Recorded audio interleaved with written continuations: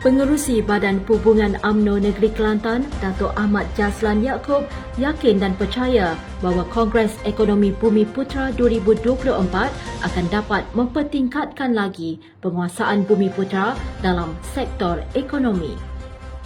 Baginya, peningkatan tenaga kerja dan kompeten golongan Bumi Putra akan merancakkan lagi kemajuan ekonomi, terutamanya dalam konteks pembaharuan teknologi digital, automasi serta pendidikan teknikal dan vokasional. Beliau merakamkan tahniah kepada Perdana Menteri Datuk Seri Anwar Ibrahim atas kesungguhan dalam memperjuangkan agenda pemerkasaan ini melalui peranannya sebagai pengerusi Majlis Ekonomi Bumi Putra. Tidak ketinggalan juga Timbalan Perdana Menteri Datuk Seri Dr. Ahmad Zahid Hamidi juga menekankan pemerkasaan semula agenda ekonomi Bumi Putra di pelbagai peringkat pentadbiran termasuk kementerian, agensi, GLC dan GLIC dengan matlamat meningkatkan kemajuan dan daya saing ekonomi. Beliau yang juga Ketua UMNO bahagian Machang menjelaskan GLC seperti Velcro Berhad menyambut baik saranan kerajaan untuk menjadi antara pengeksport kelapa sawit terbesar dalam tempoh 5 tahun akan datang. Pada masa yang sama, beliau turut menyambut baik cadangan penubuhan Perbadanan Tanah Bumi Putra yang sudah pasti akan menaikkan peratusan dan pegangan hartanah negara.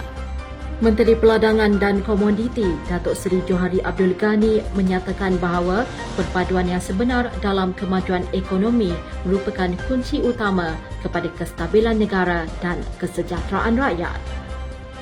Beliau menekankan bahawa semua lapisan masyarakat majmuk termasuk Melayu, Cina, India serta kaum Sabah dan Sarawak boleh mendapat peluang yang sama untuk hidup dalam aman dan damai.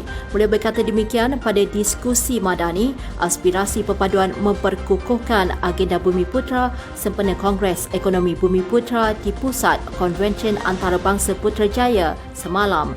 Beliau yang juga Naib Presiden UMNO menegaskan bahawa perbezaan ideologi politik seharusnya tidak memberi kesan kepada kemajuan ekonomi sesebuah negara, ditambah pula dengan kepelbagaian masyarakat yang memerlukan citra kebersamaan bagi mengelakkan jurang antara kaum. Timbalan Perdana Menteri Datuk Seri Dr. Ahmad Zahid Hamidi menegaskan bahawa tidak perlu ada rasa apologetik dalam membicarakan agenda Bumi Putra.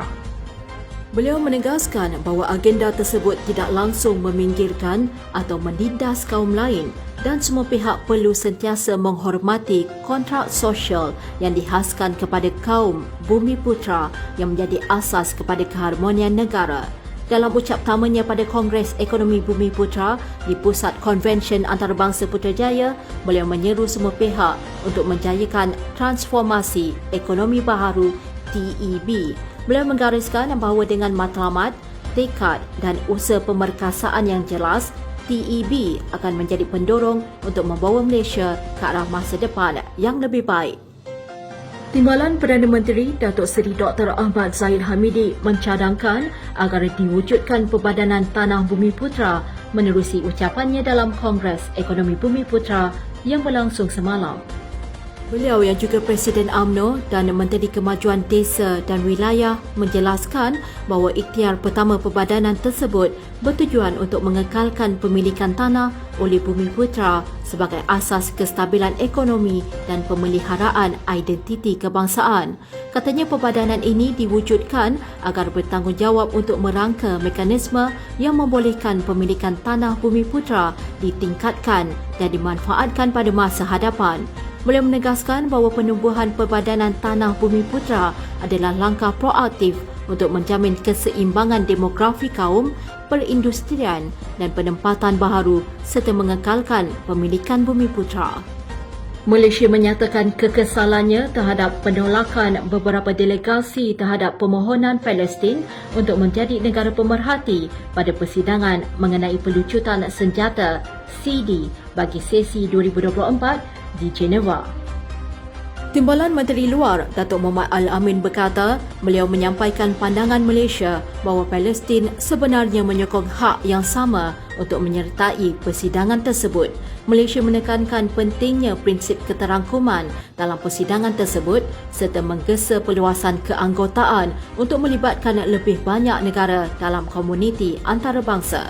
Beliau yang juga ahli Parlimen Kimanis memaklumkan bahawa Malaysia tetap komited untuk terlibat secara konstruktif dan menyokong usaha untuk pelucutan senjata secara am dan lengkap.